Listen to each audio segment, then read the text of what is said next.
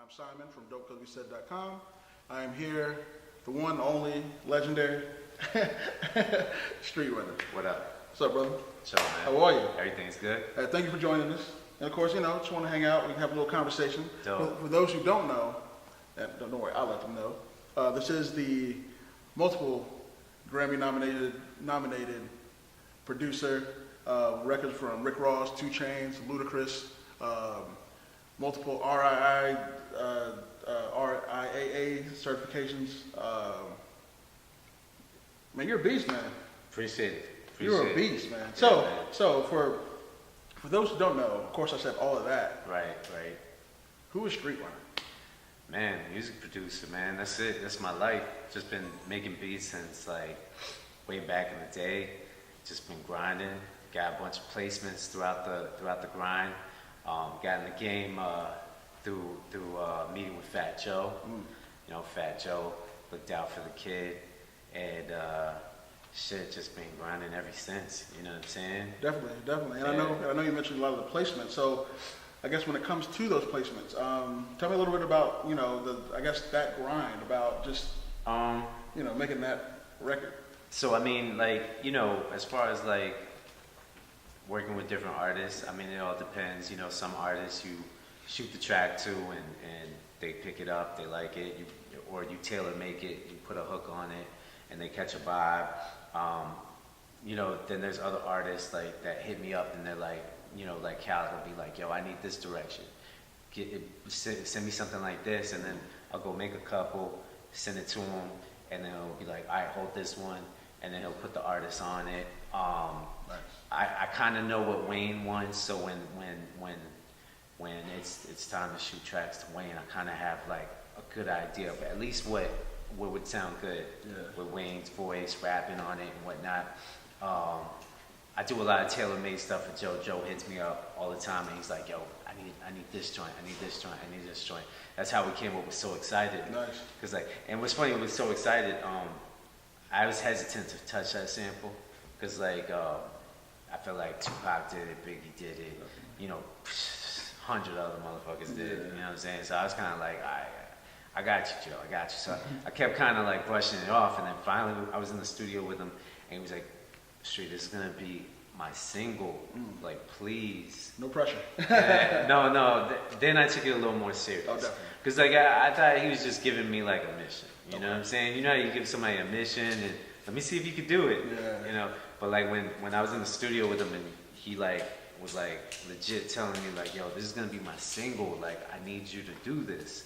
That's when I was like, all right, I'm gonna take this serious now. I'm gonna go in. But like my goal when I went in on that track was to make sure it didn't sound like any of the other flicks. You know what I'm saying? Cause like, most people would have probably approached that, just loop the sample, put the drums on it, put the 808s, and that would have been it.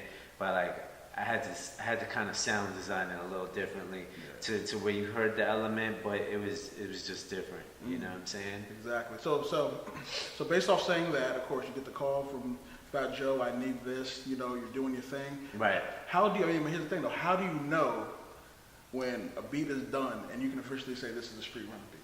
Oh man, that's the thing. Like, you get that through time. Like, you graduate to that level of like knowing that this is what I can shoot out with confidence, or this is not the vibe. You know what I'm saying? Like, I know for a fact that this is true because a lot of people be sending me beats and they swear to God they're fire, but then I listen to them and I'm like, yo, you're not there yet. But I get it because when I was coming into the game, there was a lot of stuff that I thought was fire, that now that I look back on it, I was not there yet. You know what I'm saying? Like, so I get it. You know what I'm saying? But like through time, like, putting in that 10,000 plus hours, you know what I'm saying? Making beats all the fucking time, year after year after year, keeping up with where the music is going, you know what I'm saying? Because like, you don't want to be dated, you want to kind of stay ahead. But like, I've always kind of like stayed a little bit ahead of the game, like in my own way, my own technique and style. So that part's not really a problem for me, because like I try with me, like personally, like I use my music to push the culture forward. Definitely. And You know what I'm saying? Like I don't try to make music that doesn't have a certain level of urgency or a certain level of like dramatics or something to it that like people can be like, oh shit, this shit is like, you know, I want them to like, I want to touch people's souls with my music. You know what I'm saying? Yeah. So and that's what I was gonna ask. So like, because when it comes to you, like, man, you gotta think. You produced records for The Game, Eminem, Lil Wayne, to where to me those are like, or I guess, how do you continue to stay fresh like that though, without sounding like everybody else? You know? Oh man, this is the thing. Like, I hear what everybody else is doing, and a lot of it sounds the same. Like, if you really, like I felt like people gotta like. I think what the flaw is, like, there was a point where you could define a producer by the drums they used, and like nowadays, like none of these guys are defining themselves with the drums they're using. You know what I'm saying? And that's where I'm kind of like just trying to like have my sound come in and like, because I love drums. Like I love the way drums sound on a track. Like I want the right drums. Like I don't want to just stick your most generic shit in the world on a track, even though sometimes a beat or a production might call for, you know, your more basic sounds, but like it's like a heartbeat.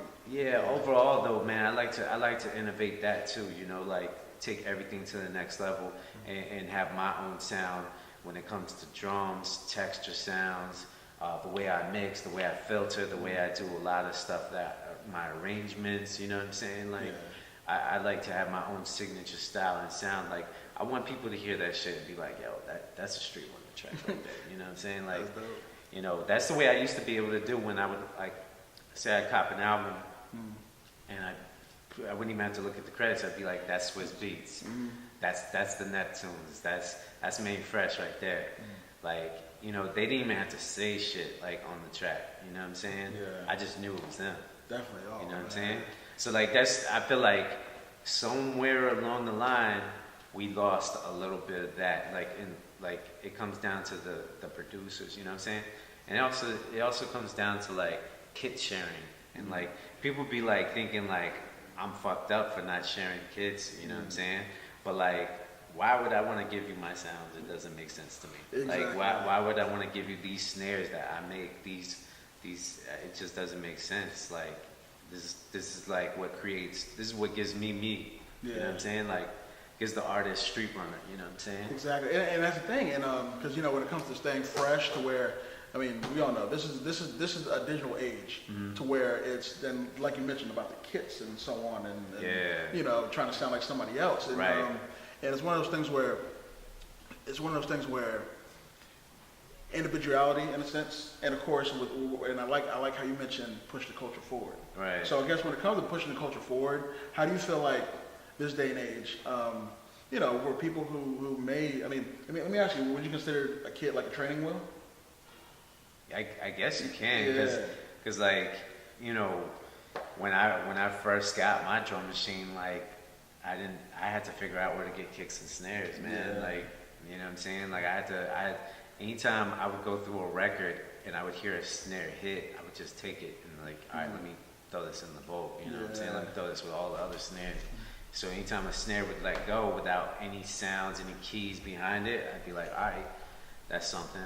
And like, if anything, you had drum breaks, you had like little break records that you can cut up sounds and get what you wanted out of them. But like, you know, now they just like hand it to you, you know.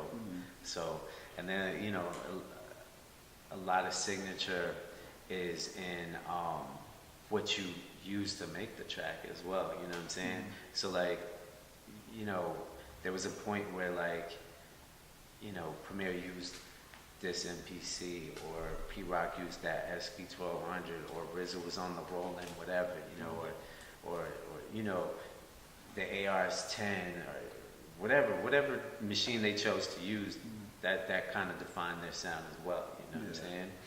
So, like they were always big on Dre's drums and saying that like it was because he used the 3000, the Akai MPC 3000. Same thing like fucking Jay Dilla's 3000 is sitting in Smithsonian. in DC. Like they got a shrine for that shit. Well, I'm not mad at that. Oh no, that's dope. Yeah, that's actually really dope. But like this is like the realest shit ever. They're never gonna stick somebody's laptop in a shrine, like a flash drive or something. Yeah, some dumb shit. Like it's just way dope. But like, yo, I mean, you gotta think that's the instrument. Basically. Exactly. Yeah. So definitely. So especially this day and age, I know you actually work with some exclusive artists like that are under you. Is that correct? That you actually. Yeah. It's, a couple projects I work on. Adila. Worked on a couple projects with her. Dope. I got another artist, Clem Rashad. We got a project coming out. And then like a couple other guys, Core Mega and I are working on some things. That's the OG. Oh my gosh. I love the nostalgia of working with him because like I grew up listening to the realness and like in his shit. So like knowing that I'm making tracks for him and also knowing that like one of my favorite albums is Illmatic and Nas drops out, what up, Cool Mega, I'm like, damn, I'm working with this dude, you know what I'm saying? That's the homie now. So we got a joint with Capone Noriega that just dropped and Meek's out now, so Meek, welcome home. Yeah, Meek Mill, we working, knocking out, before, see this is the thing, like me and Meek, we were building up a momentum before he got locked up. Because like we did the 2 on DC4. I met up with him. I was doing music with him before DC4, but I met up with him before that. He was at the tail end of his album, and I was like, all right, cool. Played him some tracks, and then he snatched up like 4. 2 of them made it on there, and then we started like he was really fucking with like how he was rapping on my beats. Yeah. So like he wanted to keep the momentum going. So I was sending him heat like almost on a bi-weekly basis, like constantly feeding him. And that's how like 3 ended up on Wins and Losses. But like after Wins and Losses, we were up to like 10 fire ass songs. That's why like online you'll see like little fan leaks because he'll play them on the gram and it's fire music. Like we got some heat that's just tucked in the stash. Like for real. And that's the thing with when it comes to social media and all that, where it seems like music's coming out constantly. Like you just stay. I mean, of course, I can imagine your brain just is always going when it comes to music. I mean, so how do you, is it keeping up or is it just? I mean, this is the only thing. Like music can drop as fast as it wants, but the thing is though, like there's a difference in music that's just coming out to come out, or music that actually inspires something. You know what I'm saying? Like, it's cool to get inspired. It's cool to be, like for example, like say a Kendrick Lamar album drops. And there's like 2 to 3 fire ass tracks that I'm like, oh shit, like this is the competition right here, like from a producer standpoint. But like if I'm hearing like an artist who drops an album and like everything's kind of like, all right, this is like very bland, very basic, very flatline, like we're just doing what we do over these beats because the homies make them. You know what I'm saying? Like I can tell. You know what I'm saying? Like I can tell, like this is just the homies making beats. I'm just in the studio with whoever. This is what the music, and this is the artist that's in demand because, the social networks, the followings, the fan base likes that artist, but it doesn't necessarily mean that artist makes good music. You know what I'm saying? Like there's a difference between the people who like make really fucking good music and the artist who just has the following. You know what I'm saying? So, but I'm not mad at the grind, the hustle, like, cause you gotta put your music out. Oh, you got to, You don't want to be a hard drive artist where your music just stays in a hard drive forever. You know what I'm saying? That'll drive somebody crazy. Right. So, so I guess like, of course we talk about the social media, and and of course nowadays it seems like everybody's saying, oh, you have mumble rap, you have backpack rap, and so I guess like how do you? It seems like you don't really like fall victim to that. It seems like you sort of, of course, like you said, you do you. This is the thing. Like, if a mumble rap artist wanted to rap on one of my beats, as long as we come up with a dope ass record, I'm cool with it. You know what I'm saying? Like, I feel like I might even bring out the best of a mumble rapper. Exactly. You know what I'm saying? Like, they might actually rap a little more on my shit. I don't know. You know what I'm saying? But like, ultimately, man, like, I ain't mad at nothing. Like I feel like hip hop goes through. It's like, it's almost like it always reverts back to where hip hop comes from. You know what I'm saying? Because like, even if you go like even in the 80s, there was rap that rapped over like funk samples, you know, and hard shit that was like, you know, James Brown break beats, you know, like for example, Public Enemy. Yeah, oh man. And then there was, you know, then there was the artist that was just trying to make like, you know, the fire record on just TR-808s and TR-808 drum sounds, you know what I'm saying? And it was just knocking like bad example, but an example, Latrim, Cars That Go Boom, you know what I'm saying? Like, or, you know, maybe even like, if we want to put them in a category, maybe even some 2 Live Crew shit, you know what I'm saying? But like, ultimately, like, it always, you know, hip hop will always like have elements of all of that in it. It's just how it evolves. You know what I'm saying? Exactly. And how people twist it up. Like, either you can take what mumble rap is and just keep it there and it just be like, okay, it's the same shit over and over again, or you can innovate it and take it to the next level. You know what I'm saying? Yeah. So some rappers dumb shit down though too as well. And that's annoying. Some rappers can spit. Yo, I know like, for example, I don't know, I'm gonna throw 2 guys out there as examples.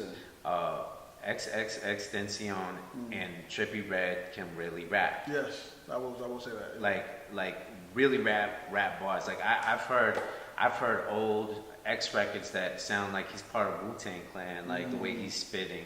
And then one of Trippie Redd's projects that dropped last year, it was all turn up and like singy, like whatever type rap he was doing. And then one track on there had some boom bap drums and he was just spitting bars. And I was like, you see this? But that's the thing though. Lil Wayne can spit bars. Oh man. You know what I'm saying? Lil Wayne's a legend, man. But Lil Wayne, sometimes you'll hear him on the record and you'll be like, what is he doing on here? You know what I'm saying? But like, I can definitely co-sign Wayne's got bars. We got songs that's never been released that he's spitting like crazy flows. You know what I'm saying? That's never saw the light of day. Oh my. You know what I'm saying? So like, man, you know, it is what it is, man. I mean, it's an adjustment. Like, you know, we all make adjustments. Like, even I make adjustments to like work with the game. You know, definitely. Work with the industry. Yeah. You know what I'm saying? You gotta do it. And a lot of people don't know. Lil Uzi, his style before he got signed was completely different. Right. And mind you, he's from Philly. He's from Philly, Philly. So you can imagine what I can tell he can spit a little bit too. I heard him on a drama if he kept going in that direction, he'd be on some shit too. Definitely. You know, but you know, at the end of the day, man, these guys are doing festivals and they're doing crowds of kids that just want to turn up and get stupid in the audience, and that's what they're making the music that is tailor made to be able to, like, you know, go to those festivals and turn up like that. You know what I'm saying? It works. It is what it is. Yeah, it works. So I mean, you know. But let me ask you. Matter of fact, A Wrinkle in Time. DJ Khaled, congratulations on that. Congratulations on that. Definitely. So, you know, and of course I want to bring that up. So, what do you feel like? That's probably like the first pop artist, Demi Lovato, I've ever worked with. Oh, but she's talented, man. Yeah, I've always just done rap, you know, and this is the funny shit. Like, I never wanted to work with pop artists, like, you know what I'm saying? Like, it's just not. It's not. I'm not passionate about it. Like, people hit me up, yo, you got pop beats? I'm not. Yeah.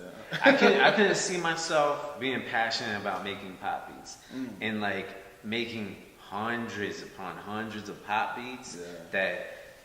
First of all, like, pop is a very intricate thing. Like, the beats aren't intricate. Beats can be simple, But then you got to get the right top line, the right song, the right melodies, the right everything put together on top of it, and then hope you get it to the right artist that sees that vision and cuts it. Yeah. You know, I can't do hundreds of those, man. I do not love pop music. Yeah, I know. You know, it's funny because I used to work with this producer.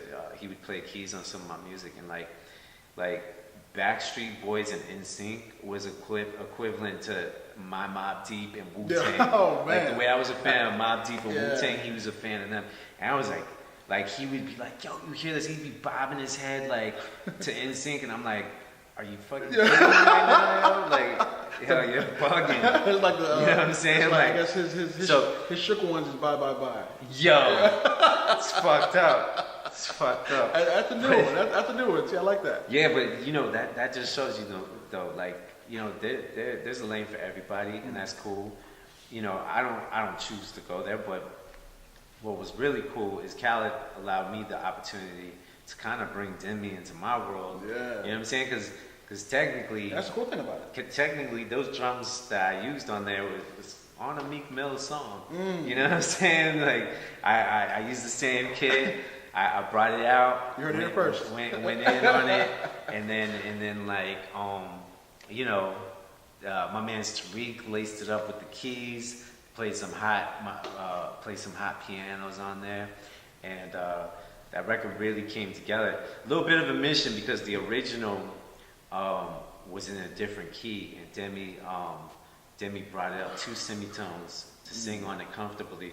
Nice. So then I had to reproduce it to after she did her thing. I had to go back in and reproduce it to get it to the 2 semitones. Yeah, oh, wow. Yeah, because you know, on any program, well, at least when you get down to Pro Tools and you're dealing with all waves, you can't just time stretch it. The keys will warp a little bit, like especially bass notes will warp a little bit. So it's technical shit, but yeah, we had to redo everything, just get it right. But hey, it's a big record, man. Yeah, man, super dope. And fucking on a Disney movie. Oh, no. Talk about a big Disney movie. Of course, all Disney movies. Yeah, but Oprah was in it. Grand Slam, first time to bat on a pop record, hit that bitch out the park. Exactly, hit out the park. That's the main thing. So let me ask you, I mean, like, 2 things. For one, what's next? What are some releases coming out we could definitely hear you on? I believe you're on the new Royce. Yeah, also. Royce the 5'9". We got Summer on Lock on there featuring Pusha T, Fab, and Jada. Okay. That song's fire. People are gonna like that joint. It could rock in the clubs too. But they're spitting bars. But we you know, I brought out the 808s on that, and it's got a little ditty bop to it, so it's dope. You know, I got a couple more singles coming out with Fat Joe that are gonna be fire. Been in the studio working working on some new shit with Meek, Fabulous, bunch of other stuff. You know,